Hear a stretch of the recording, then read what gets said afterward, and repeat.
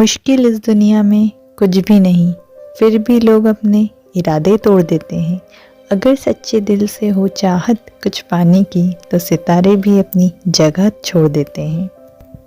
आज की हमारी सक्सेस स्टोरी उस इंसान की है जिसने जिंदगी भर संघर्ष किया, असफलता और परेशानियों से जूझते रहे, फिर भी हार न मानते हुए अपने प्रयासों को जारी रखा और अंतिम दिनों में सफलता की एक ऐसी मिसाल कायम की जिसे सुनकर कोई भी दांतों तले उंगली दबा देगा।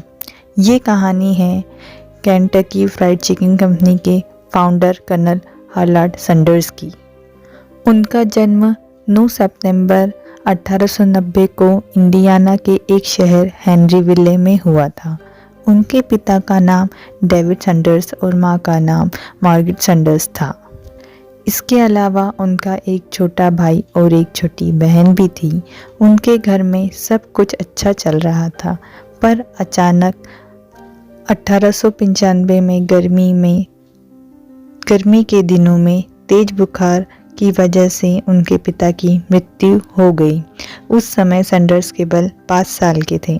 पिता की मृत्यु के बाद घर की आर्थिक स्थिति खराब हो रही थी, जिसकी वजह से सैंडर्स की मां को बाहर फैक्ट्री में जाकर काम करना पड़ रहा था। सैंडर्स के ऊपर इतनी कम उम्र में अपने भाई बहन की देखरेख की जिम्मेदारी आ गई। उन्हीं कठिन दिनों में उनकी मां मार्गरेट ने उन्हें खाना बनाना भी सिखा दिया था और सिर्फ 7 साल की उम्र में ही वे खाना बनाना में माहिर हो गए थे। खाने में उन्हें चिकन बनाना शुरू से ही पसंद था। 1902 में सैंडर्स की मां ने विलियम ब्रादेट नाम के इंसान से फिर से शादी कर ली। फिर उनका पूरा परिवार इंडियाना के ग्रीनवुड इलाके में रहने आ गया। सैंडर्स के सौतेले पिता सैंडर्स से बहुत नफरत करते थे, जिसकी वजह से उनके संबंध अच्छे नहीं थे और इन्हीं कारणों की वजह से हार्लैंड सैंडर्स ने अपना घर छोड़ दिया और फिर खेतों में आकर रहने लगे। घर छोड़ने के बाद उनकी पढ़ाई भी छूट गई। 13 साल की उम्र में वे इंडियाना के पोलाइस शहर में आ गए, जहां उन्होंने घोड़ा गाड़ी पे पेंटिंग का काम शुरू कर दिया। कुछ दिन बाद वो काम छोड़ दिया और 1906 में इंडियाना के ऑल्बेनी में आकर अपने अंकल के साथ रहने लगे। उनके अंकल स्ट्रीट कार की एक कंपनी के लिए काम करते थे और उन्हीं के मदद से सैंडर्स को कंडक्टर की नौकरी मिल गई। इसी बीच उन्होंने रेलवे में फायरमैन की नौकरी भी की। फायरमैन की नौकरी करते समय ही उनकी मुलाकात जोसेफिन नाम की लड़की से हुई, जिससे उन्होंने 1909 में करीब 19 साल की उम्र में शादी कर ली। जोसेफ से इनको एक लड़का और 2 लड़कियां हुई। अब ऐसा लग रहा था कि सैंडर्स की ज़िंदगी अब पटरी पर लौट रही है। तभी एक सहयोगी से झगड़ा होने के बाद उन्हें नौकरी से निकाल दिया गया और इसके बाद उनकी पत्नी भी अपने बच्चों के साथ उन्हें छोड़कर चली गई। इस बात से उनका दिल पर बहुत गहरा असर हुआ। वो दिन ब दिन टूटते जा रहे थे, लेकिन उन्होंने अपने आप को संभाला और नौकरी की तलाश शुरू कर दी। उन्होंने अलग अलग तरह के काम करके अपना पेट पालना शुरू कर दिया। बहुत सारे बिजनेस किए, पर हर जगह वे असफल रहे। 1929 में सैंडर्स केंटकी राज्य के छोटे से शहर कार्बिन में चले गए और अमेरिका के 25 पर एक गैस स्टेशन खोला और उसी के बगल में एक छोटा सा रेस्टोरेंट भी खोला, जहां वह विशेष तरह का तला हुआ चिकन बनाने लगे, जिसे लोगों द्वारा बहुत पसंद किया जाने लगा।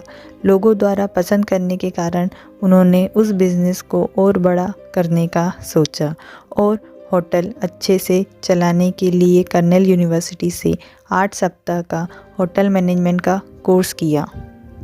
हार्लैंड सैंडर्स द्वारा बनाया गया चिकन केंटकी के गवर्नर को इतना पसंद आया कि उन्होंने सैंडर्स को कर्नल की उपाधि दे डाली और तभी से हार्लैंड सैंडर्स के आगे कर्नल जुड़ने लगा। 1937 में सैंडर्स ने अपने होटल की कुछ और ब्रांचेस शुरू करने की कोशिश की, पर उनका यह प्रयास भी असफल रहा और कुछ ही सालों में हाईवे बनाने के कारण चल रहा था वो रेस्टोरेंट भी बंद हो गया। कुछ ही दिनों में जमा पूंजी भी खत्म हो गई। अब उनकी उम्र भी 62 साल की हो चुकी थी और उन्होंने पूरे जीवन अपना पेट पालने के अलावा कुछ भी नहीं किया था। पर उन्हें अपने चिकन के रिसर्च पर पूरा विश्वास था। वो अपने मसाले और चिकन लेकर मार्केटिंग करने निकल पड़े। उसके बाद उन्होंने अलग अलग रेस्टोरेंट से मिलना शुरू किया पर किसी ने भी उनका साथ नहीं दिया।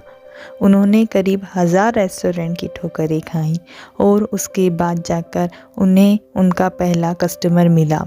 लेकिन उसके बाद में हार्लैंड सैंडर्स ने कभी भी पीछे मुड़कर नहीं देखा और देखते ही देखते उनके यूनिक चिकन रेसिपी की छाप पड़ गई। आज कर्नल सैंडर्स के KFC के 118 से अधिक देशों में 18,875 ब्रांचेस हैं। पहला कप USA में 1952 में खोला गया। आखिरकार सफलताओं को पाने के बाद 16 दिसंबर 1980 में 90 साल की उम्र में अमेरिका के केंटकी में हार्लैंड सैंडर्स की मृत्यु हो गई। जब लोग 60 साल की उम्र में रिटायर होकर आराम की ज़िंदगी बिताते हैं, उससे भी ज़्यादा उम्र में भी सैंडर्स ने हार नहीं मानी और अपनी कोशिशों से दिखा दिया असंभव कुछ भी नहीं है।